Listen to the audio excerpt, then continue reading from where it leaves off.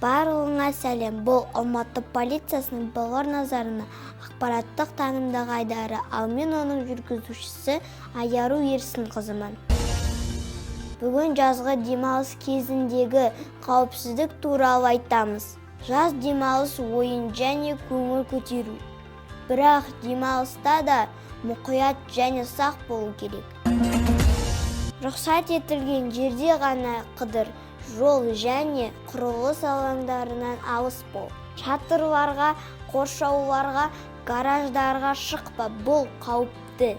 Арнайы рұқсат етілген жерлерде және ересектермен ғана жүз. Және ешқашан жағадан немесе көпірден суға секірме. Сенің жарақат алуың мүмкін. Жалғыз өзің алысқа барма және әрқашан қайда екеніңді хабарла. Демалыстарың жақсы өтсін, жарқын көңілді және қауіпсіз.